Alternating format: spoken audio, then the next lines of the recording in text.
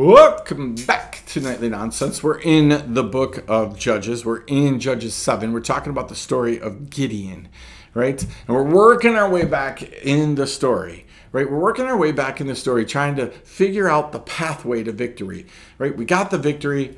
The Amalekites, the Midianites, they're destroyed. They killed each other. How did we get there? What were the steps? So we look backwards so that then when we're going forwards, we understand the process. Every step isn't going to be the same. Similar, right? Here are the things that God is going to do for us. Sometime we're going to look at our hands and go, why do I have a torch, a trumpet, and a jar in my hand? Somewhere along the line, we're going to be like, I need my hands to be strengthened. So let's go to the enemy camp and hear what they have to say. They're already declaring the victory, right? You have no idea in your moments how often probably the enemy has already had to declare that you're going to get the victory. You just got to walk it out. So you know what the enemy wants to do? He wants you not to walk it out. That's his whole plan. Don't walk this out. Give up. Despair at the beginning. Curse God and die, like Job's wife told him. Don't even begin to walk out this journey. Please don't walk this journey because I know that God's going to give you the victory.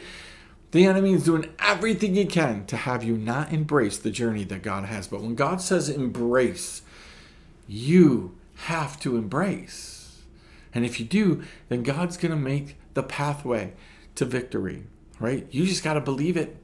You got to believe it and do it. And here's how God's going to help you do that, right? So we're going to look at, right? We're going to look at verse 4. We're getting close to verse 1. And it says this: the Lord said to Gideon, the people are still too many.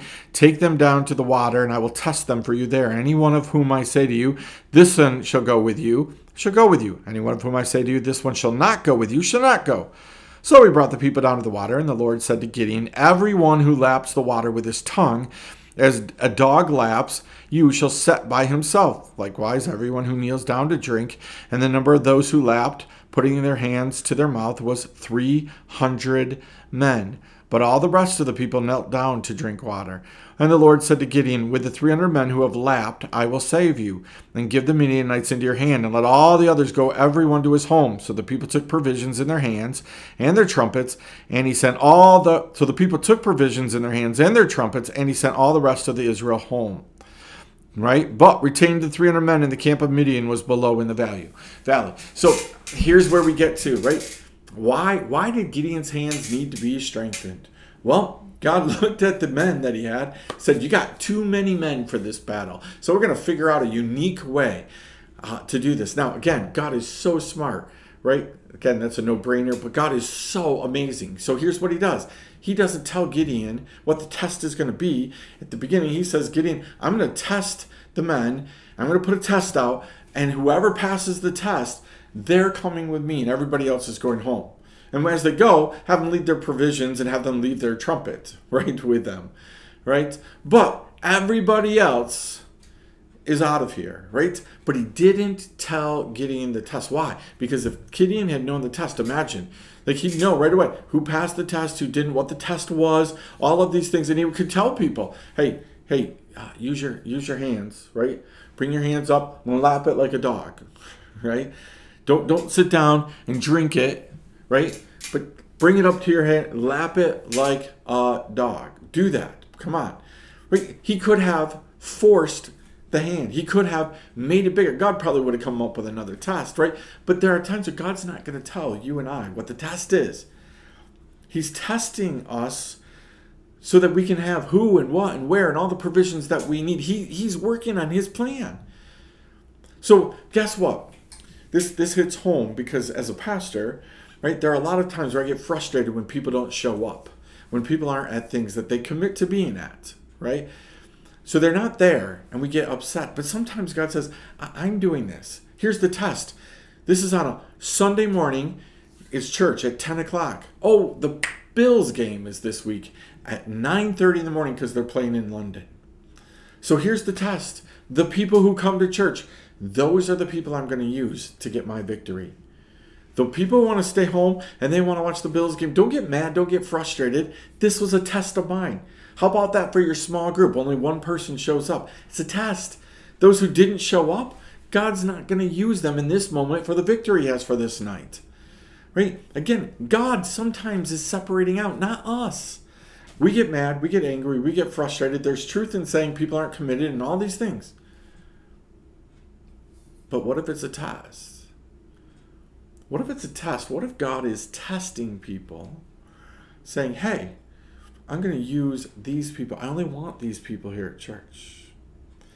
It's funny. I pastor a small church. Any given Sunday, there's 25 to 35 people, right? If everybody came, there could be 50 to 60, but there's 25 to 35 people consistently. This last Sunday, for the first time since I first got to the church, there was 11 people at church. Immediately, your heart just sinks. What's going on? What's wrong? Why aren't people here? But we had a great service. It was a different service. Didn't have the same resources. Didn't have the same stuff. It was a great service. God did something, is doing something. So maybe sometimes rather than us forcing people to be somewhere, forcing things, but maybe if your doctor's appointment gets canceled, maybe it's a test. Maybe if people don't show up to bring you food or help you with this or do that, maybe it's a test. Maybe you were expecting 4 or 5 guys to help you with a project and 2 showed up. Maybe it's exactly what God wants. Maybe he's looking at you and going, you got too many men, too many people in this moment. Are you happy? Are you okay with the few? We do prayer down here every Thursday at the exact same time. There can be anywhere from 2 people, 1 person, to 8, 9, 10 people. But every Thursday it's different. If you're going to make God in charge of your door, then who's in there? That's the way that it is. That's what it's meant to be. God said, you got too many people.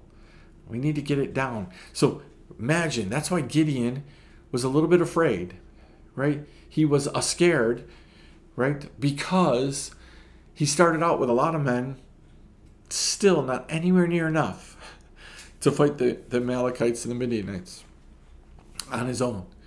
And God looked at the amount of people he had and said, no, let's get it down to 300. You'd be afraid too.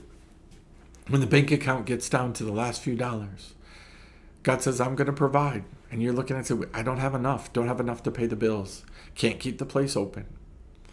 When you worked really hard all week long to preach a sermon and people didn't come, God says, no, that's just for these people. I'm going to give the victory with these people. So as you look back, when have those moments been? When has God seemingly taken things away and said, you got too much, we got to take away in order for you to get the victory? And then how did that turn into you being afraid? I don't know. I don't know that God's in this. My bank account had $20,000. Now it has $5. How am I going to pay these bills? Right? And God says, now I can fill it. Now I can do it. I'll leave you with these things. Do you see how this story is working? By now, I'm hoping that you've already read the story 100 times and you've already done all of this and you're not even watching me. Right? But for the 2 or 3 people who are watching, that God has kind of cut it down to 2 or 3 people, right? Maybe. I hope that you're getting something out of this. I hope you're looking at your story, the story you're in the middle of, the story you finish, the story you're at the beginning of, going, this is where this is going. I see these principles. I see these things happening. Right? Do you have too many men? Is God cutting it back? Chew on that. We'll talk to you next time. Nightly Nonsense.